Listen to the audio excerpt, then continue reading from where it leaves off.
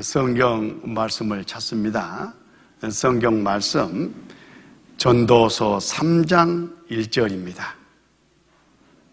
구약성경 950쪽 전도서 3장 1절. 천하의 범사가 기한이 있고 모든 목적이 이룰 때가 있나니 날 때가 있고 죽을 때가 있으며 심을 때가 있고 심은 것을 뽑을 때가 있으며. 그렇죠? 천하의 모든 일은 기한이 있습니다. 시작이 있고 끝이 있다 그런 뜻이잖아요. 그런데 그 기한 안에 꼭 해야 할 일이 하나 있어요. 목적을 이루는 겁니다. 만고의 진리예요. 그런 것처럼 우리 인생도 태어나갈 때가 있으면 죽을 때가 있어요. 그걸로 끝이 아니라 그 안에 해야 할 일이 있다 그 말이에요. 뭐죠? 영생 얻는 겁니다. 영생 얻는 거. 자, 여기 아까 봤던 자료를 이어서 보면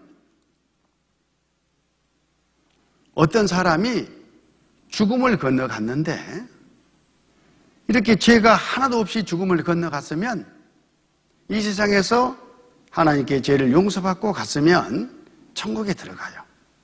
죄가 없으니까. 그런데 죄를 가지고 갑니다. 죄를. 그러면 죽음 건너 천국 법은 죄 삭은 사망이요. 죄가 있으면 꼭 삭을 갚아야 된다. 그것도 생명으로 갚아야 된다 하는 것이 천국 법이에요. 그래서 하나님과 함께 살 수가 없죠. 죄 때문에. 그래서 어쩔 수 없이 하나님은 심판해서 이 지옥에 버릴 수밖에 없어요. 비록 사랑하지만. 법이 그러니까. 그래서 하나님은 죽음 건너오기 전에 누구나 다 예외 없이 예수님을 만나서 깨끗하게 죄의 사함을 받고 천국 올 수 있도록 다 만들어 놓고 영생 얻으라고 하시는 거예요. 이렇게 지옥에 들어가 버리면 되겠습니까? 이거 다른 사람이 아니라 아직 구원받지 못한 갓사람 내 장래 운명이에요. 하나님은 한 사람도 이렇게 지옥 가는 것을 원치 아니하셔요. 모든 사람이 구원을 받고 진리를 데 이르기를 원하시느니라. 이렇게 말씀하셨거든요. 그래서 먼저 진리를 깨달은 사람들을 보내가지고 지옥 가지 않도록 죄상을 받도록 전도하라고 한 거예요. 그래서 여기에 참석하신 분들은 그분들의 고면을 받고 구원을 받기 위해서 영생을 얻기 위해서 지금 참석하신 겁니다. 구원하는데 뭐가 구원이냐? 여기 지옥에 들어갈 수밖에 없는 이 사람이 이 지옥 운명에서 빠져나오는 것을 구원이라고 하는 거예요. 물에 빠진 사람을 건져주면 구조했다, 구원받았다 이렇게 표현하는 것과 똑같아요. 죄 짓고 지옥 가는 운명에 있는 사람은 이 지옥 가는 운명에서 먼저 구원을 받아야 그 다음에 천국에 갈 수가 있는 거예요. 많은 사람들이 죽어서 좋은 곳은 가고 싶어 해요. 그렇죠? 그리고 먼저 죽음을 건너간 가족들이나 친구들이나 지인들도 좋은 곳에 가 있기를 바라요. 왜? 좋은 곳이 있으니까. 그런데 좋은 곳에 가려면 지옥 갈 운명이라는 것을 내가 먼저 알고 거기서 건짐을 받아야 돼요. 물에 빠진 사람 건지는 것처럼. 그 운명에서 빠져나와야 좋은 곳에 갈 수 있다. 그런 뜻입니다. 그걸 구원이라고 하는데, 야, 구원받기 말씀 한번 들어보자. 이렇게 고면하면 짜증을 내요. 왜 짜증 내냐고. 좋은 곳에 가라 하는 말인데 그 이상 좋은 말이 없는데 왜 짜증 내? 좋은 말입니다. 그래서 저는 이번 성경 강연 동안에 구원이란 말을 1000번도 더 할 거예요. 왜? 그만큼 중요하니까. 구원받읍시다. 그래야 천국 좋은 곳에 갈 수 있으니까요. 자, 그러면 어떻게 구원을 받을 수 있느냐? 히브리서 11장 6절, 믿음이 없이는 기쁘시게 못하나니 하나님께 나아가는 자는 반드시 그가 계신 것과 또한 그가 자기를 찾는 자들에게 상 주시는 이심을 믿어야 할지니라. 하나님께 나아가는 자, 구원받고 좋은 곳, 천국에 가고 싶으면 꼭 믿음이 있어야 된다, 그런 말이에요. 어떤 믿음이냐? 반드시 믿어야 되는데 하나님이 계신 것, 아, 진짜 하나님이 계시구나, 살아 계시는구나 하는 믿음. 그리고 또한 그가 자기를 찾는 자들에게 상 주신 힘을 믿어야 할지니라. 진짜 구원받고 천국에 오고 싶어하는 사람들에게 영생을 주시는, 구원해 주시는 그런 하나님이라는 믿음, 신뢰가 먼저 있어야 된다, 그런 뜻입니다. 그래서 우리는 이번 성경 강연 기간 동안에 이 믿음이 가져지도록 계속해서 성경으로 증거를 하고 증거를 받게 될 겁니다.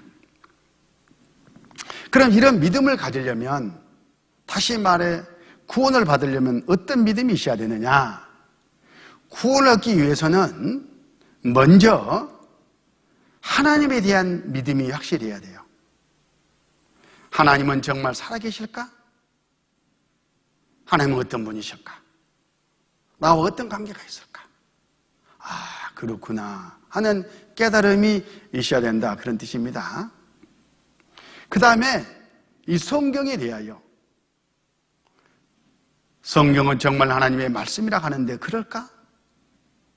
그렇다면 진리고 모든 것이 사실이어야 되는데 성경이 사실이라는 증거는 있는가? 이런 의문을 가지고 성경에 대한 믿음을 갖는 겁니다. 아, 진짜네, 이렇게.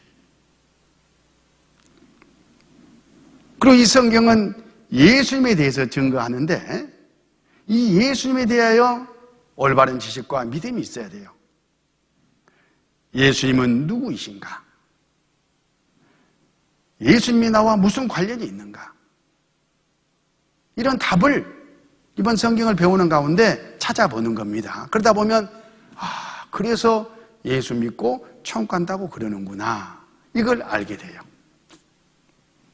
그리고 성경은 각 사람 나를 죄인이라고 그래요. 죄인이라고. 내가 얼마나 뭘 잘못했다고 죄인이라게 해. 착하게 선하게 양식거리로 살아왔는데, 그건 내 생각이고 하나님이 나에 대해서 어떻게 생각하시느냐, 무엇을 기준으로 나를 죄인이라 하는지 그걸 살펴보는 거예요.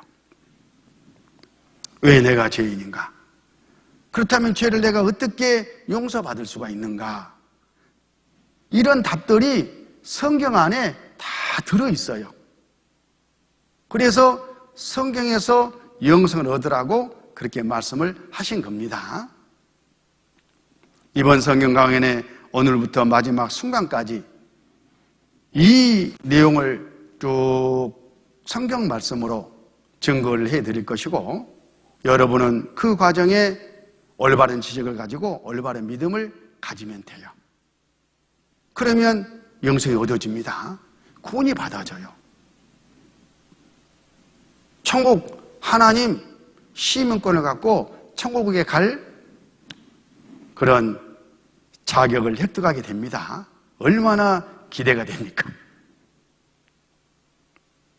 이 모든 것이 성경에 답이 있다니까요. 성경에. 성경이 무엇이길래 성경에 답이 있느냐? 성경은 하나님의 말씀이에요. 하나님의 말씀? 무슨 말이요? 우리 눈에 보이지 않는 하나님이 우리에게 자기를 나타내시는데 성경을 통해서 자기를 소개했다, 그런 뜻이에요. 우리는 그래서 성경을 통해서, 아, 하나님이 이런 분이구나, 깨닫고 믿음으로 하나님을 찾아가는 거예요. 성경이 바로 매개체입니다.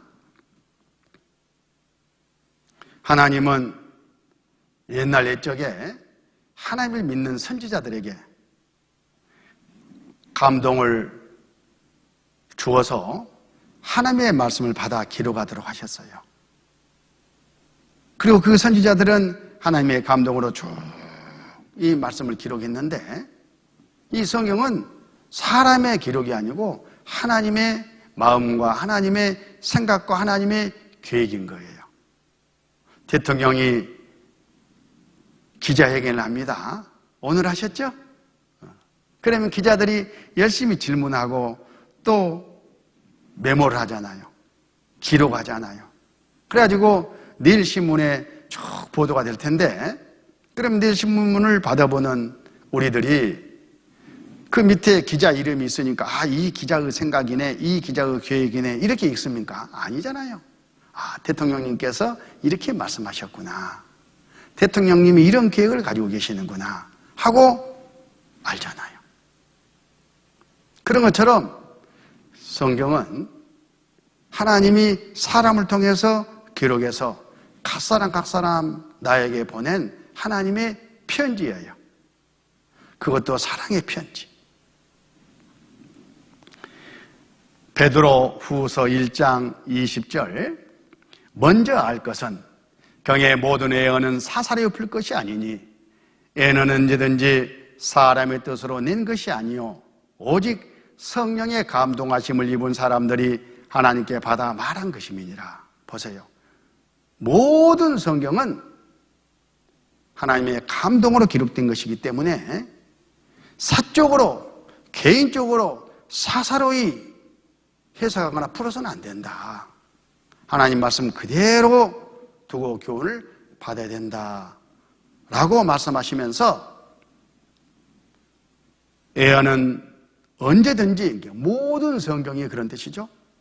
사람의 뜻으로 낸 것이 아니요 오직 성령의 감동하심을 입은 사람들이 하나님께 받아 말한 것입니다. 하나님께 받아 기록을 해놨다, 그런 뜻이에요. 이런 선지자들이. 그래서 하나님의 말씀이 성경을 대할 때에는 어떤 태도와 자세로 대해야 되느냐 하면, 데살로니가 전서 2장 13절, 이러므로 우리가 하나님께 쉬지 않고 감사함은 너희가 우리에게 들은 바 하나님의 말씀을 받을 때에 하나님의 말씀으로 받음이니 진실로 그러하다. 이 말씀이 또한 너희 믿는 자 속에서 역사하느니라. 하나님이 선지자를 통해서 성경에 기록하게 하셨고, 그걸 우리에게 이제 증거하도록 해가지고 각 사람 나는 이 성경 말씀을 지금 듣고 있기 때문에, 받고 있기 때문에 하나님이 나한테 말씀하신다, 그런 뜻이에요. 이 성경은 하나님의 말씀입니다. 여호와는 하나님의 이름인데 여호와의 책이에요. 많은 사람들이 성경 그러면 무슨 기독교의 경전쯤으로 생각하는데 기독교 경전이 아니에요. 기독교가 생기기 이전부터 이 성경은 받아 기록해가지고 존재했어요.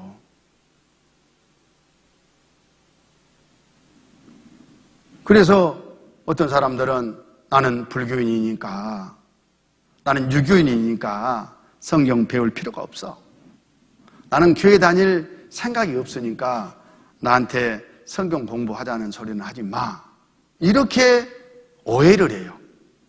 아닙니다.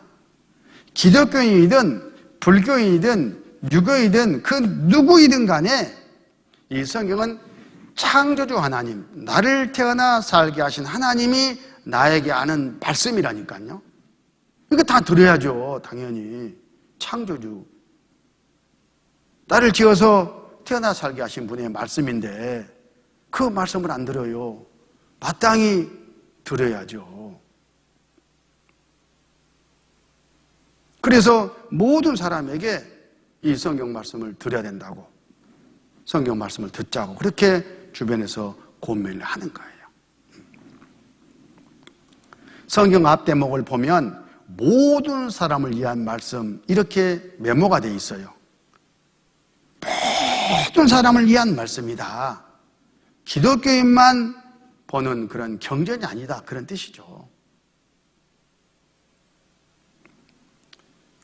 로마서 10장 17절, 그러므로 믿음은 들음에서 나며 들음은 그리스도의 말씀으로 말미암았느니라. 구원은 어떻게 받는다 했습니까? 믿음으로 받는다겠죠? 그러면 그 믿음이 어떻게 생겨나느냐? 아까 먼저 봤던 그것은 무엇을 믿어야 되느냐를 본 것이고, 어떤 방법으로 그러면 믿음이 생기느냐? 여기 하나님이 말씀해 놨어요. 믿음은 들음에서 나며 들어야 된다. 뭘? 하나님의 말씀을 들어야 된다. 그래서 하나님의 말씀이 성경대로 증거되는 곳에 와서 들어야 되는 거예요. 아무 말이나 들어서 되는 게 아닙니다. 그리스도의 말씀으로 말미암았느니라. 그리스도의 말씀, 하나님의 말씀만, 하나님의 말씀이 옳게 가르쳐지는 곳에 와서 듣고 또 듣다 보면 믿음이 딱 생겨나요. 그렇게 받아지는 겁니다. 그래서 오늘부터 마지막 순간까지 듣는 거예요. 귀를 쫑긋해서 마음을 다해서 영생 얻어야 되겠다는 마음을 가지고 집중해서 듣는 거예요. 할 것 없어, 아무것도. 돈도 필요 없어. 듣는 거예요. 깨닫는 거예요. 그러면 나머지는 하나님이 다 책임지셔요. 어렵지 않겠죠? 네. 제대로 한번 집중해서 가르치고 배워봅시다. 자, 하나님은 우리에게 성경을 주셨죠? 왜? 우리가 직접 하나님을 못 보기 때문에 이 성경을 통해서 자기 자신을 나타내셔요. 그래서 우리는 성경 말씀을 배우고 듣고 하는 가운데 하나님을 찾아가서 만나는 거예요. 뭘로? 믿음으로. 하나님 편에서는 성경을 통해서 우리에게 자기를 나타내시고, 우리 입장에서는 성경을 통해서 하나님을 만나는 겁니다. 다른 방법 없어요. 다른 방법 없어. 다른 방법을 누군가 이야기하면 다 가짜예요. 거짓입니다. 자, 하나님이 아까 말씀하셨잖아요. 너희가 성경에서 영생을 얻는 줄 생각하고, 이렇게. 성경을 상고하거니와 이 성경이 곧 내게 대하여 증거하는 것이로다. 성경이 증거하는 그 증거를 받고 믿어서 영생 얻으라, 그 말씀입니다. 자, 그래서 이제 성경을 본격적으로 공부해야 될 텐데, 오늘은 첫날이니까 이 두꺼운 성경 어디서부터 공부해야 되겠습니까? 우선 첫 장, 첫 페이지를 먼저 공부해야 되겠죠? 그래서 오늘은 창세기 1장을 중심으로 정말 하나님이 살아계실까? 하나님이 이 모든 만물을 지으셨다고 그러는데 진짜 그럴까? 하는 교훈을 받아보는 거예요. 왜? 그래야 하나님은 살아계신가 하는 믿음이 생겨날 것이기 때문에 그렇습니다. 자, 성경 가지고 있는 분들은 창세기 1장을 펴세요. 창세기 1장입니다. 1페이지, 2페이지. 1장 1절. 태초에 하나님이 천지를 창조하시니라. 이렇게 시작되죠. 이 말씀은 맨 처음 하나님이 계셔가지고 그 하나님이 이 우주와 지구를 지었다, 그 말씀이잖아요. 그러니까 이 말씀 좀 뜯어서 교훈을 받아보면 태초, 어느 시점이 있잖아요. 우주와 이 지구를 짓기 전에 어떤 세상이 있어야 돼요. 어떤 세계가 있잖아요. 천도 있었고 그때도 있었고 앞으로도 영원히 존재하는 그런 신령한 세계, 시간과 공간이 없는 영원히 존재하는 그런 신령한 세계가 있었는데 거기에 한 분만 딱 계셨어요. 하나. 그래서 하나, 맘먹으면 안 되니까 님 그런 거예요. 이 하나님은 그 영원한 신령한 세계에 유일하게 계신 절대자, 능치 못할 일이 없는 절대자, 항상 행복하고 항상 만족하신 그 한 분 하나님이 계셨습니다. 이 하나님이 계획하신 바가 있어서 물질 세계를 지으셨어요. 저 어마어마한 우주와 이 지구, 그리고 지구의 이 만물을 다 하나님이 그 능력으로 솜씨로 지으신 거예요. 그래서 이 눈에 보이는 이 물질 세계는 그 신령한 세계에서 나온 거예요. 그 신령한 세계가 없다면 어디서 왔겠어요? 저절로? 어떤 사람들은 저절로 됐겠지 뭐. 그래서 뭐 진화된 거 아니야? 이렇게 설명하는데 그건 억지로 하나님을 또 성경 말씀을 믿지 않으려고 지어낸 오기 부리는 소리이고 실제는 이 말씀이 사실이고 틀리면 절대 안 되는 거예요.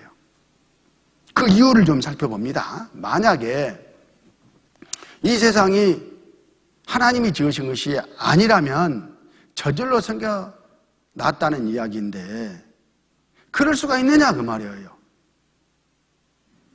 자, 여기 한번 봐보세요. 이 종이로 접은 용이죠. 이 종이용이 여기에 있다 그 말은 누가 이 종이용을 접었는지 나는 모르지만은 이 종이용을 접어가지고 여기에 둔 사람이 있어야 되잖아요. 저절로 생겨에게 믿음도 좋으시네. 자, 이런 종이용 하나가 접어지려면 이런 설계 도면이 복잡하게 먼저 그려져야 된답니다. 그리고 설계 도면대로 접어야 돼요. 순서대로. 쭉 접은 과정을 보니까 275번의 손길이 가야 이런 종이용 하나도 접어지더라 그 말이에요. 그런데 이 어마어마한 우주와 지구, 이 만물이 저절로 생겼다고? 그 말이 안 되잖아요. 이 종이용 하나도 저절로 안 되는데. 이 공작이 저절로 생길 수가 있어요? 공작이 날개질하는 거 봅시다.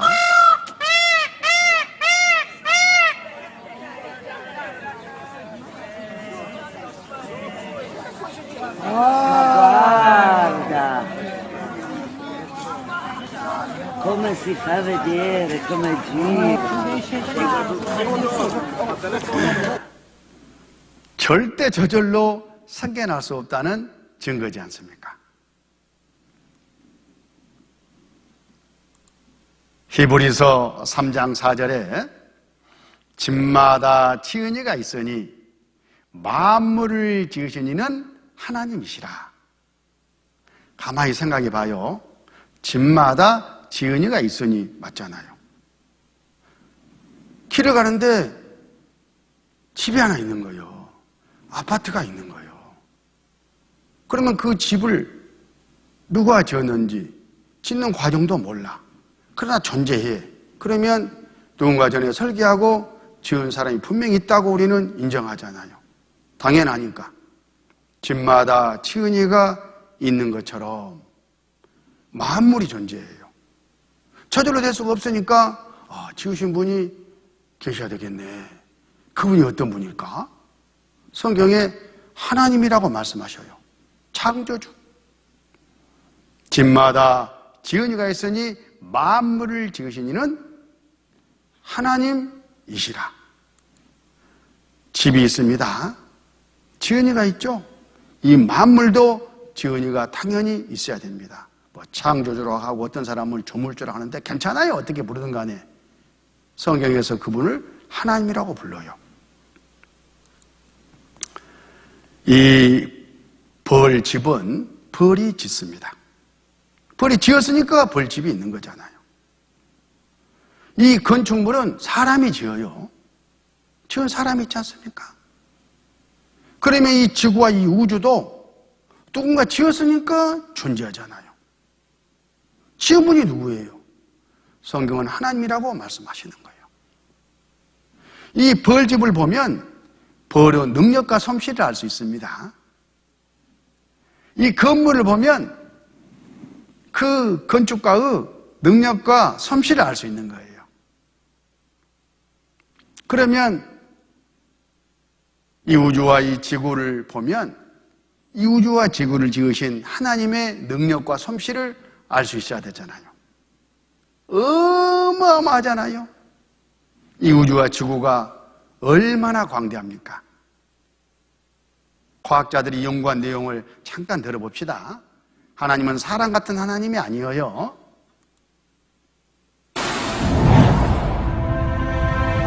우리가 살고 있는 지구는 태양계에 속해 있습니다. 1년에 한 바퀴씩 태양 주위를 돌고 있죠. 태양계는 태양이라는 별을 중심으로 돌고 있는 천체들의 모임입니다. 암석으로 만들어진 수성, 금성, 지구, 화성은 네 행성계. 거대한 행성인 목성부터 토성, 천왕성, 해왕성은 외행성계로 구분하기도 합니다.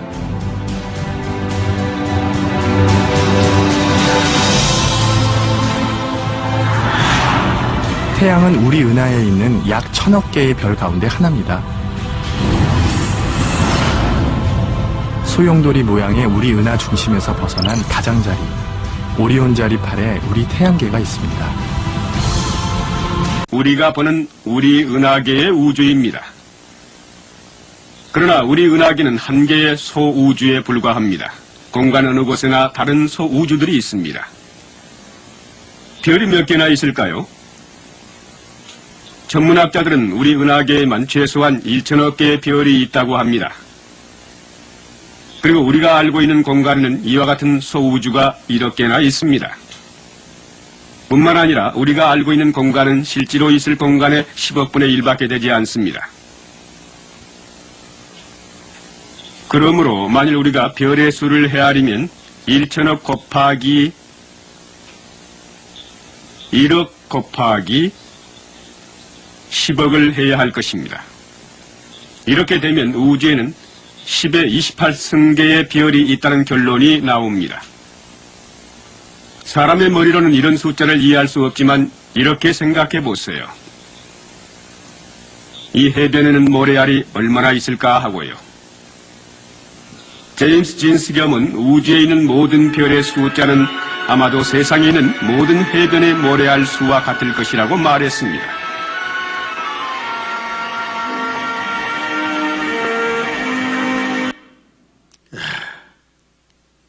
이 지구상의 모든 모래알 수만큼이나 되는 저 우주 공간의 별들, 그걸 누가 지었겠어? 하나님이 지었다니까요. 절대 저절로 될 수 없는 일이잖아요. 창세기 1장 1절 태초에 하나님이 천지를 창조하시니라. 여기 천은 우주를 말해요. 우주, 코스모스.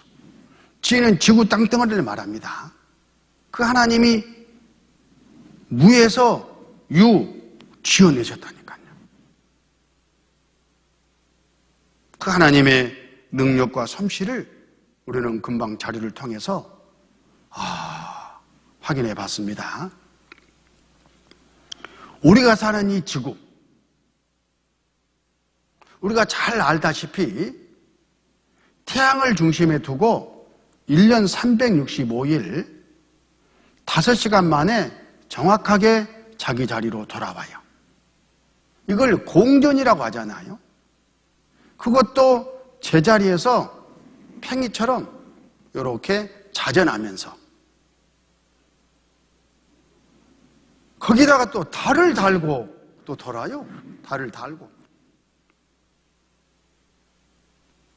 자, 공전을 한번 생각해 보면 속도가 10만 8천 킬로미터예요. 시속. 그렇게 빠른 속도로 날아가고 있다, 그런 뜻입니다. 1660km 속도로 팽이처럼 자전하면서 얼마나 빨리 돌면서 날아가는지 우리가 상상하기가 쉽지가 않아요. 150km 차 속도를 생각해 봐요. 어이구, 150으로 달리는 사람이 몇 사람이나 되겠어요. 감 부었지.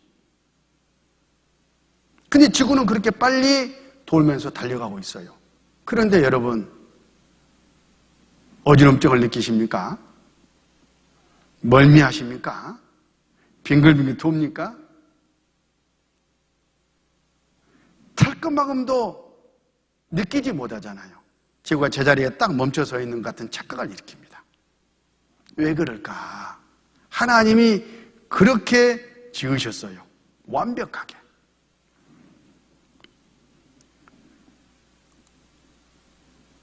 지구 구조인데요. 지각, 멘틀, 외액, 내액 이 4층 구조입니다. 내액은 아주 무거운, 비중이 높은 그런 고체 덩어리예요. 외액은 액체, 불구덩이고, 여기에서 이 내액이 굉장히 빠른 속도로 지구 자전의 반대 방향으로 회전하고 있어요. 무거운 물질이 역회전하면서 지구를 탁 이렇게 붙잡아 주는 거예요. 흔들리지 않도록. 이걸 지구의 기초라고 하는 거예요.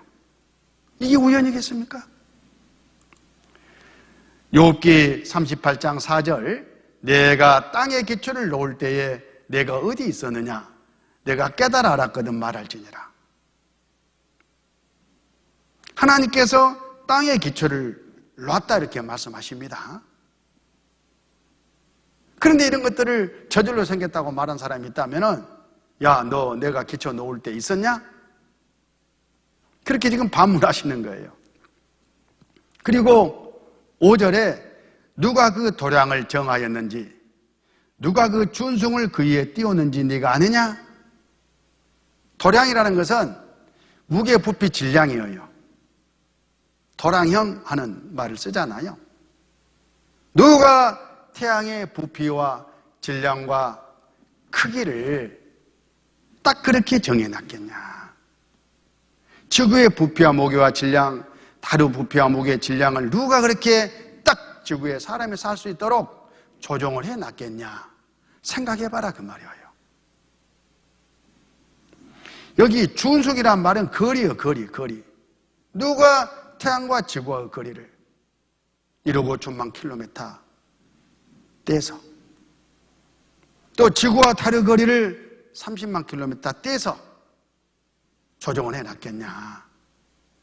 그렇지 않으면 절대 지구상에 사람이 또는 생명체가 살 수가 없어요.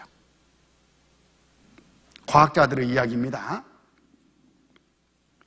태양과 지구와의 이 거리는 1억 5천만 킬로미터인데, 만약에 태양에서 지구까지의 거리를 100으로 잡고 7% 폭 안에 지구가 있어야지, 그렇지 않으면 불에 타 죽거나 다 얼어서 죽어요. 생명체가 존재할 수 없다, 그런 뜻입니다. 누가 이 7% 폭에서만 지구가 공존하도록, 자전하도록 그렇게 지금도 붙잡고 있겠느냐? 하나님이 계시지 않는다면 이게 가능하겠느냐? 그런 뜻이에요. 과학자들이요, 과학 잡지에서 제가 가져온 겁니다. 생명이 탄생하려면 꼭 태양 크기의 항성이 지구와 비슷한 크기의 행성을 갖고 있어야 한다. 더욱이 그 궤도가 그림처럼 7% 폭 속에 들지 않으면 생명은 존재할 수 없다. 이것은 기적에 가까운 궤도이다. 절대 저절로 될 수 없다. 그 말을 지금 이렇게 하고 있는 거예요. 만약에 지구가 저절로 돌아간다면 에이, 이번에는 태양 쪽으로 좀 가까이 가자. 가버렸어. 그럼 어떻게 되는 거예요? 다 타서 죽겠죠. 너무 뜨거워서. 어이, 뜨거워. 안 되겠다. 밖으로 가자. 밖으로 가버리면요. 다 얼어서 통쾌되겠죠. 그런데 이런 일이 안 일어나잖아요. 칠펜폭 안에만 있잖아요. 누가 이렇게 조정해놨고 조정하고 계실까? 우리나라에서 아주 유명한 세계적인 우주과학자 한 분을 배출했는데 연세대학교 이영욱 교수. 허블 만원경 있잖아요. 그 허블 만원경 설계에 참여하신 분이 이 과학자예요. 이분은 교회도 다니지 않았어요. 우주과학자가 되어가지고 우주 생성 원리를 연구하다 보니까 아니 이거 어떻게 된 거야? 이거 절대 저절로가 될 수 없어. 우연히 이렇게 될 수가 없어. 그런 의문을 가지고 대학생들 EBS 프로에 나와가지고 강의를 한 적이 있었는데 한번 들어보십시다. 안녕하십니까, 이용욱입니다. 이 광활한 우주 속에서 그 인간의 위치와 의미가 무엇인가 하는 그 질문은 아주 과학사의 오래된 그런 논쟁입니다. 태양이 있고 수성, 금성, 지구, 화성 이렇게 있지 않습니까? 근데 이 지구가 있는 위치는요, 아주 특별한 위치예요. 태양으로부터 아주 가까이 있는 이 수성과 금성은 너무 가까이 있어서 뜨거워가지고 물이 하나도 없습니다. 다 증발해서. 반면에 이 화성은 너무 추워요. 너무 멀어가지고. 지구만이 유일하게 물이 액체로 존재할 수가 있어요. 지구보다 더 가까이 가면 물이 수증기로 증발해버리고 지구보다 더 멀면 물이 얼음이 되는 거예요. 지구가 있는 그 근처에서만 태양으로부터의 위치가 적절하기 때문에 물이 액체로 존재할 수 있어요. 그래서 거기서부터 모든 그런 생명 활동이 서서히 전개될 수 있고 우리도 살 수 있는 조건이 마련되는 거예요. 자, 이러다가 우리 우주는 아주 미세한 그런 조정이 되어 있어요. 파인 튜닝이라고 그러죠. 미세한 조정을 거친 것 같은 그런 상태의 우주에서 우리가 지금 살고 있고 인간을 만들기 위한 너무나 완벽한 조건을 갖고 있는 우주에서 우리가 살고 있다. 이것이 우연히 발생되려면은 이 모든 것이 우연히 발생될 확률은 너무너무 낮아가지고 혹자는 그 자동차 공장에 우리가 그 승용차를 만드는데 한 10,000개 정도의 부품이 들어갑니다. 거기에 뭐 타이어도 들어가고 여러 나사가 들어 볼트 뭐 여러 부품들이 들어가잖아요.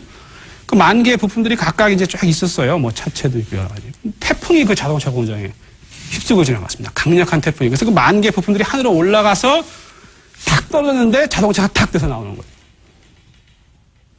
그런 확률보다도 작다는 거예요. 우리 우주가 이게 우연히 이런 모든 조건을 착착 만족시켜가지고 인간이 지구상에 출현되기까지 이 모든 조건이 우연히 발생할 확률을 계산해보면 여러 가지 물리 상수들, 법칙, 지구와 태양과의 그 교묘한 그 미세한 조정과 같은 그런 것들, 이것이 우연이 아니라면, 우연이 될 확률이 그렇게 적다면 뭔가 태초에 특별한 계획이 있어가지고 모든 것들이 진행이 되지 않았겠느냐. 그렇다면 누가? 이런 질문이 나오게 돼요. 과연 신은 존재할 수밖에 없었는가? 만약에 그것이 그런 대계획이다, 그랜드 디자인이다. 그렇다면 그것이 갖고 있는 의미는 무엇이고 목적하는 것은 무엇일까? 이런 생각까지도 갖게 하는 것이죠. 정확한 그런 문제 제기이지 않습니까?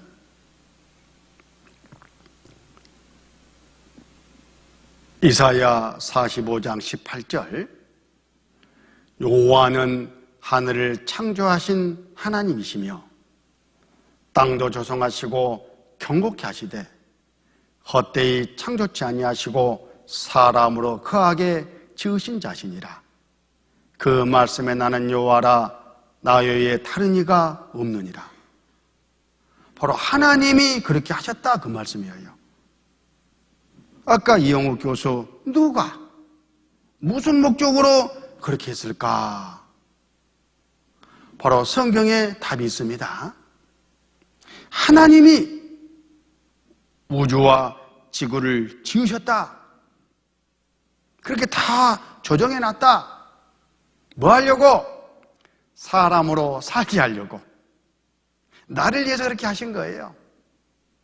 그런 신은 하나님밖에 없다. 이렇게 지금 말씀하시지 않습니까? 다층 보호막이 지켜주는 생명의 별. 지구는 어떻게 생명을 지키고 있는 것일까? 우리는 지구에서 지금 살아가고 있습니다. 지구가 특별한 환경이기 때문에 우리가 살 수가 있다. 그 말이에요. 다층 보호막. 우주복이죠, 우주복. 자, 우주인이 지구 밖으로 나가려면은 이 우주복을 입어야 됩니다. 4층짜리. 바로 그런 것처럼 지구가 이렇게 4층짜리 우주복을 입고 있다 그 말이에요. 대륙권, 성층권, 중간권, 열권. 이게 없으면 사람이 살 수 없어요. 이 우주복 안에 사람이 살아갈 수 있도록 공기를 적절하게 생명을 유지할 수 있는 그런 비율로 구성을 해놓고 주고 계셔요.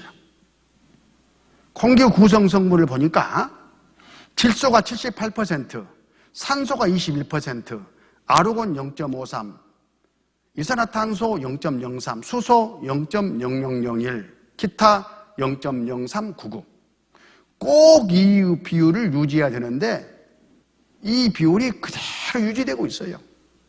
조금만 달라져도 사람이 살 수가 없습니다. 그런데 자 봐봐요. 만약에 하나님이 일부러 이렇게 지은 것이 아니라면은 지구 대기 구성은 어떤 상태에 이해야 되느냐 하면 봐봐요. 태양, 수성, 금성, 지구, 화성, 수금, 지화, 목토, 천해, 명 이렇게 쭉 태양계 행성들이 돌고 있잖아요. 그 중에 지구를 끼고 금성과 화성을 비교를 해보면 지구 환경이 원래 어떻게 됐어야 되는가를 금방 알 수가 있어요. 이산화탄소의 경우에 금성이 98%, 화성은 95%예요. 그러니까 지구는 98% 정도 돼야 돼, 이산화탄소가. 저절로 나가면은. 근데 실제는 0.03%밖에 안 돼요. 질소가 금성 1.9, 화성 2.7, 그러면 지구는 1.9여야 되는데 78%를 점하고 있잖아요. 산소가 금성 금이량, 화성이 0.13%, 그러면 지구도 아주 조금이어야 될 텐데 실제는 21%. 지표면 온도도 금성은 477도, 화성 마이너스 53도, 그러면 지구는 290도 플러스 마이너스 50도 정도 돼야 되는데 사람 살 수 없죠. 너무 뜨거워서. 그런데 13도 평균 기온이. 대기 압력 금성 90, 화성 0.064, 지구는 60이어야 될 텐데 실제는 1. 이게 누군가 능력으로 솜씨로 조정해 놓지 않았으면 어떻게 이런 비율이 이루어질 수 있겠습니까? 근데 성경에 하나님께서 이 대기층을 궁창이라고 하는데 그 궁창을 하나님이 만들었다 이렇게 말씀하셔요. 사람이 살 수 있도록. 아까 봤던 창세기 1장 7절 하나님이 궁창을 만드사 궁창 아래 우물과 궁창 이 우물로 나뉘게 하심에 그대로 되니라. 하나님이 궁창을 하늘이라 칭하시니라. 저녁이 되며 아침이 되니는 둘째 날이라. 하나님이 궁창을 만드사 대기층을 만들었어요. 사람이 살 수 있도록. 얼마나 성경은 문자 그대로 정확합니까?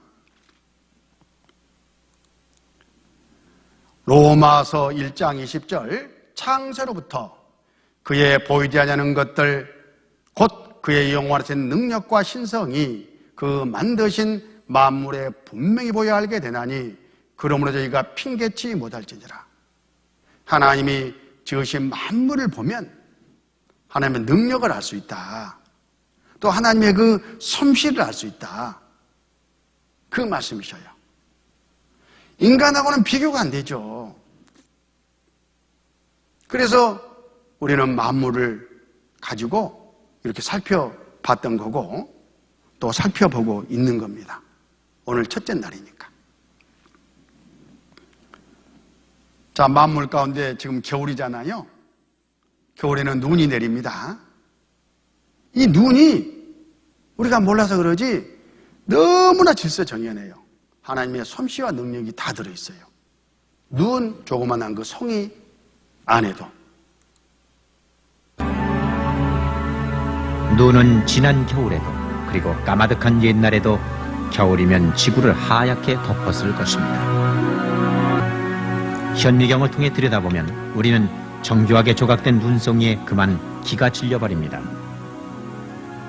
육각형의 기본 구조를 가지고 있지만 그 모양은 천차만별이며 서로 같은 무늬를 가진 눈송이는 아예 발견되지 않습니다.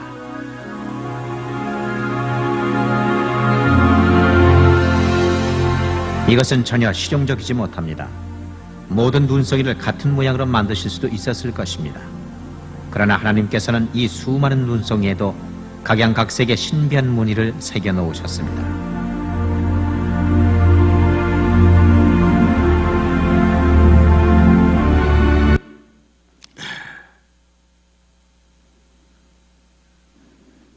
자, 우리는 지금 성경 첫 페이지와 두째 페이지 창세기 1장을 지금 공부하고 있는데 이 창세기 1장은 우주와 지구뿐만 아니라 이 지구상의 모든 만물을 하나님이 지으셨다는 그런 내력을 쭉 기록해 놓고 있어요.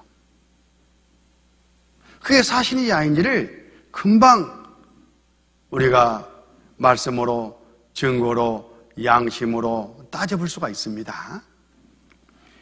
이 창세기 1장 안에는 종류대로, 각각 종류대로 하나님이 지었다는 말씀이 무려 10번이나 나와요. 10번이나. 이 종류대로 지었다 그 말은 A에서 B로, B에서 C로 점점 진화됐다. 이 말이 잘못됐다는 것을 말씀하는 거예요. 종마다 다 경계가 있습니다. 절대 변할 수가 없어요.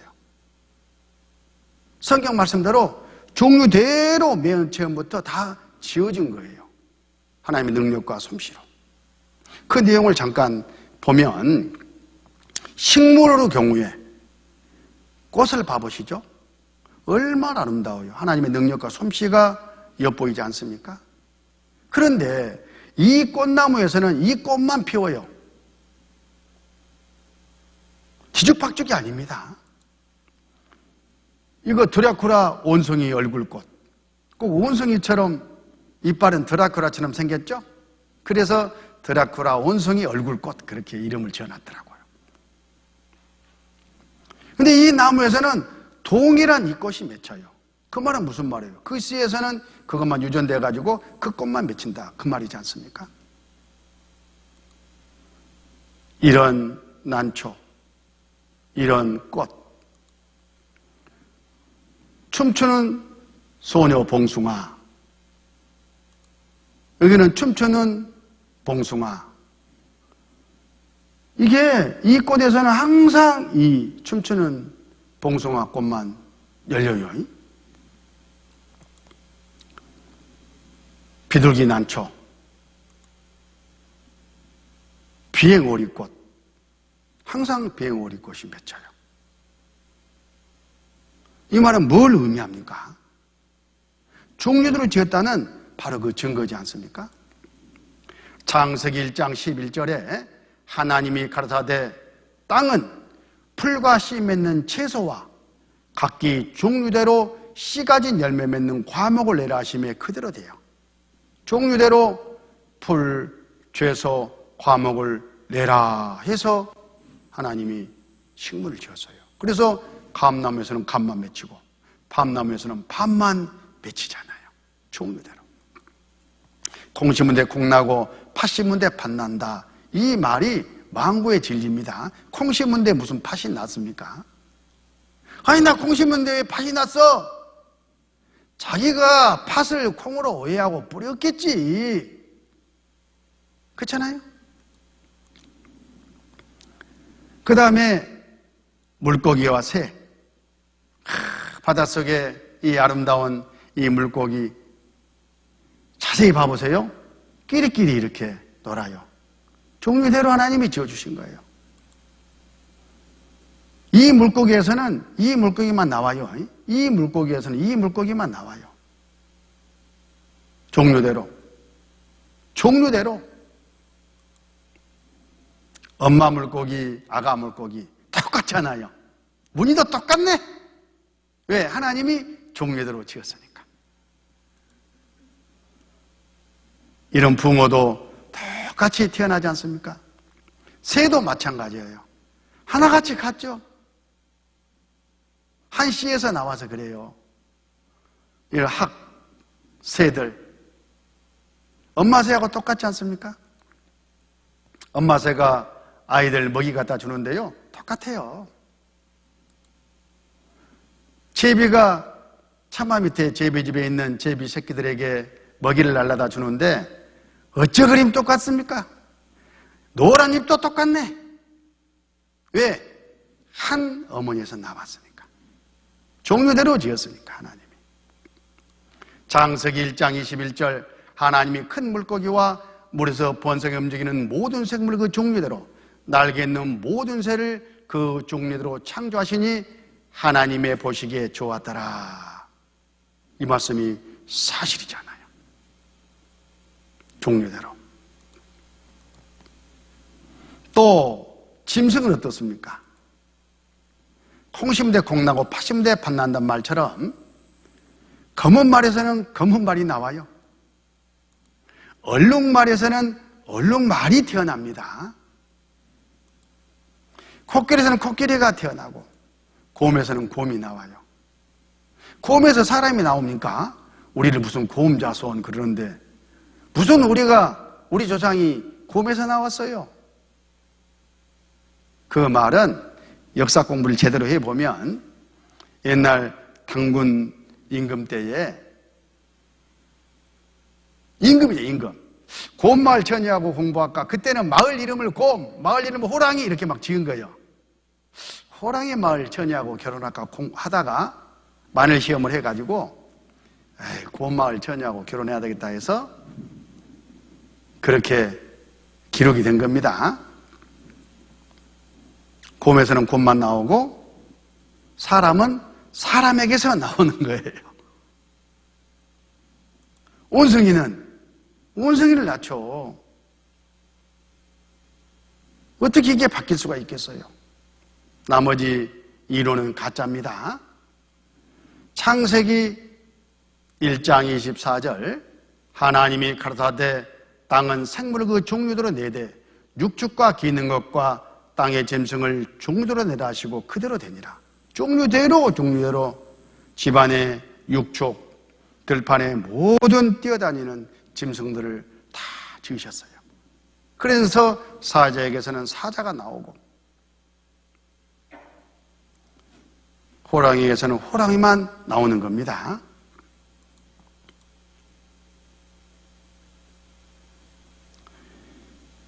이렇게 다 지으신 다음에 마지막 사람을 지으셨어요. 창세기 1장 27절 하나님이 자기 형상 곧 하나님의 형상대로 사람을 창조하시되 남자와 여자를 창조하시고 하나님이 그들에게 복을 주시며 그들에게 이르시되 생육하고 번성하여 땅에 충만하라. 땅을 정복하라. 바다의 고기와 공중새와 땅에 움직이는 모든 생물을 다스리라 하시니라. 마지막 하나님이 자기 형상으로 사람을 지으셔가지고 앞서 지은 이 모든 것들을 다스리며 필요한 대로 네가 부리면서 먹으면서 살아라 주셨다니까요. 그래서 식물은 사람과 동물을 위해서 존재하고 동물과 식물은 사람을 위해서 존재하는 거예요. 그러면 사람은 뭘 위해서 살아야 되는가? 이런 목적이 있잖아요. 바로 하나님을 위해서 하나님이 사람을 지으셨어요. 천국에서 하나님과 함께 영원히 사랑의 짝으로 함께 살 목적을 가지고 지으신 거예요.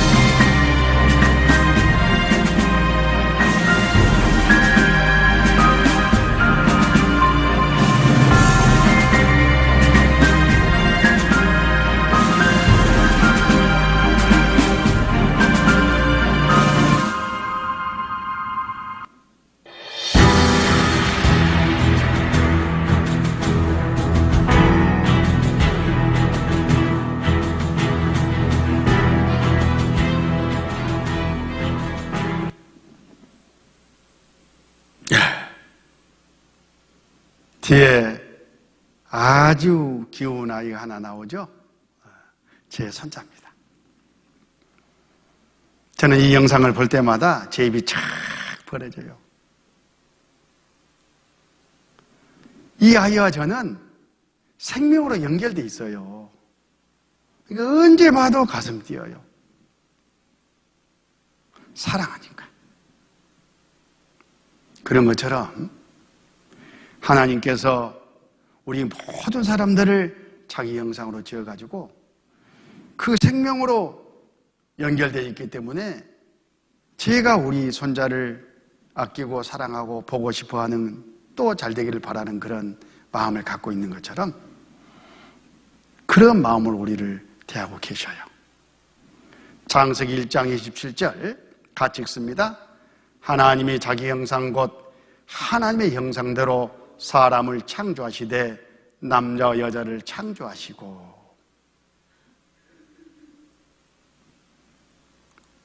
우리는 이 하나님을 이번에 만나서 진짜 영생을 해야 됩니다. 그런 마음으로 마지막 순간까지 한 번도 빠지지 말고 계속 집중해서 말씀을 듣도록 하십시다.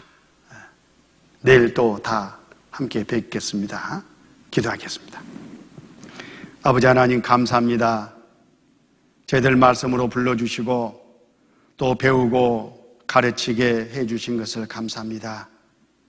모두가 다 영생할 수 있도록 우리 마음을 붙잡아 주시고 함께해 주시옵소서. 우리 구주 예수님 이름으로 기도드렸습니다. 아멘.